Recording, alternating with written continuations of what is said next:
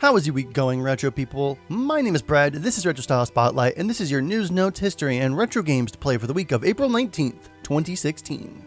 The last 2 weeks of tutorials on the Unbroken Software Studios YouTube channel are emulating the classic home console line of Atari and the less-known Bandai WonderSwan and WonderSwan Color.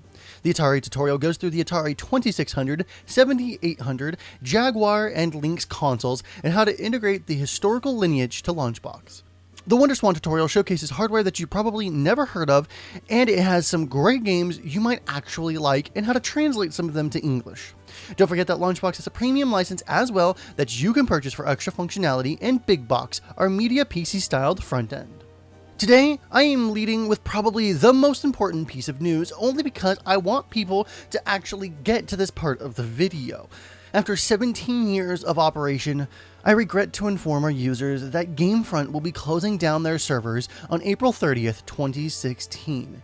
Jason and I implore you, if you love modding old PC games, to please head on over to the site and download as many as you can possibly get before the closure.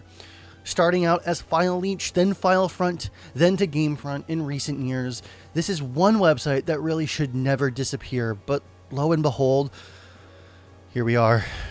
Modding website ModDB, or Mod Database, has come out and publicly stated that they would be more than proud to host any mods from GameFront, and has made a call to action for every user to try and do so. They would ideally want it all. These mods are amazing and need to be preserved, as some of them may only have ever resided on GameFront. After April 30th, everything on their servers will be wiped out. Personal note off script, I've gone to this website a lot in the past for mods. Neverwinter Nights 2, Doom, many classic RPGs. I'm actually kind of sad to see this website go. This website has really been around for like 20 years, 15 years. So we're going to miss you, GameFront. I hope everybody who works over there at the GameFront, either on the back end or the front end, I hope that you all land on your feet safely and you find work. I know that this kind of stuff really sucks, and please continue to do what you do, but somewhere else. Gold! I like gold! Well, okay, so cheesy one-liners from movies aside, gold does have a shiny allure to it that attracts many people to it. Well, what if gold were to meet the aftermarket home console business? Well, a company called Analog, based in Seattle, Washington, has done just that for Zelda's 30th birthday. Based on the classic gold carts for The Legend of Zelda and Zelda 2, this system boasts a 24-karat gold-plated exterior. At the price tag of $5,000, you could buy almost every classic console for cheaper. I guess that really isn't the point though, is it? Housing a hybrid of real NES parts with custom fabricated parts, the Analog NT plays both Famicom and NES games. It even supports Famicom Disk System games with an adapter. Even the regular non-24K version is a bit pricey. At a base price of $500 with extras like a Famicom paint job costing an extra $100, an HDMI adapter costing $80, RGB cables costing $30, and refurbed OEM Famicom controllers costing $30, a fully outfitted base system can still run you a very pretty penny. Every unit sold of the 24K version does also come with a copy of The Legend of Zelda, an added bonus, I guess. But part of me thinks, holy crap, do you really need a 24-karat gold-plated NES? However, the other part of me wants 3 of these things. The Analog NT is currently sold out, with the 24K version up for reservation through the company's website. If you've got that kind of cash lying around and love retro video games, go for it. I've covered the Raspberry Pi in the past as it relates to retro gaming. The Pi girl, anyone? I am so glad I got the chance to say that again. Today, though, showcases a great build that is actually inside a real Game Boy. Obviously modified with more buttons and with a replaced screen, this Game Boy shell houses a Raspberry Pi Zero and is dubbed the Game Boy Zero. modified with 2 concave buttons from an NES controller to create X and Y buttons, adding shoulder triggers to the back of the device, adding a rechargeable lithium-ion battery pack, and replacing its old grayscale LCD screen with a full color screen. This machine can emulate Game Boy, Game Boy Color, Game Boy Advanced, NES, SNES, and Sega Genesis titles in full color. Running Linux and emulation station, this is a more complicated build. This build also houses a Bluetooth dongle, a USB port for mouse and keyboard support, but best of all, still utilizes the original cart slot. The cart has also been hollowed out and has a custom created SD card reader that slots directly into the Raspberry Pi Zero. The SD card allows for every single game released for the previously mentioned consoles to be loaded on at once, but still gives you that awesome retro feel of putting in your cart of Legend of Zelda. I really want to make one of these actually, but I think I want to try to put in a Raspberry Pi 3.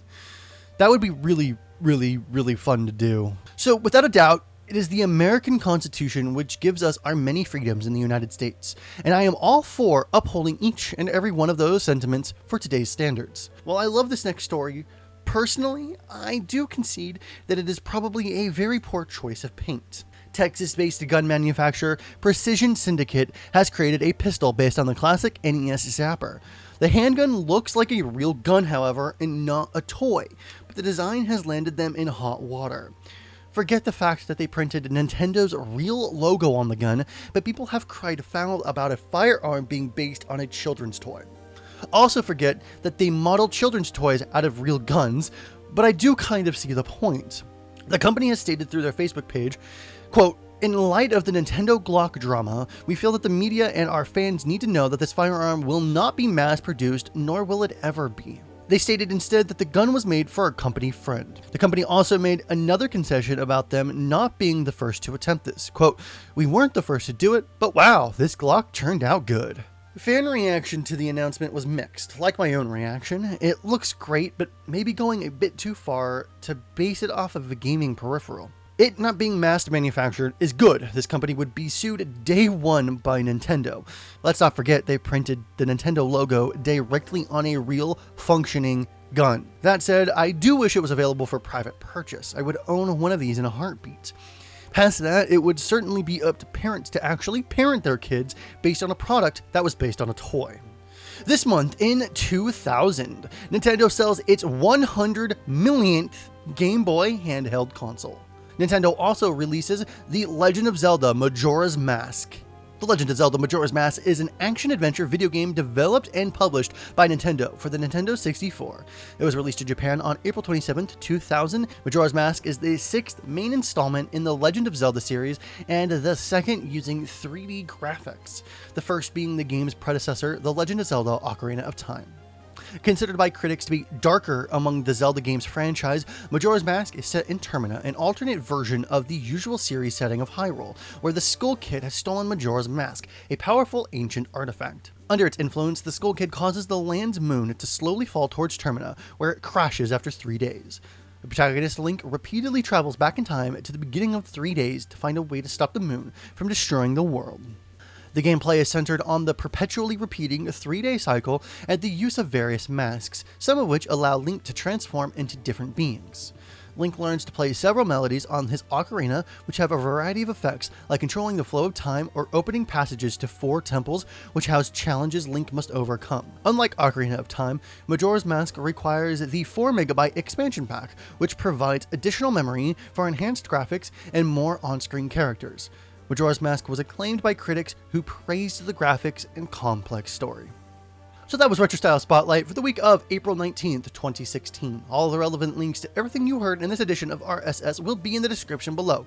Remember, you can sign up for a LaunchBox forum account to talk with us over there. Join our open Steam group to see what we're all playing and maybe play a game or two with us there. If you like LaunchBox and it has a major retro game collection and look beautiful, then pick up a premium license for $20. You get extra features like big box mode, theming options, and tons more features to come in the future. Jason and I have a lot planned for our community, so if you haven't already subscribed to our YouTube channel, we're doing a tutorial video every Friday and more entertainment type shows like this in the future. Let us know what you think of RSS and any feedback you may have on it. My name is Brad, and remember, Freaks and Geeks, to play more games, and we'll see you next time. Have a good day.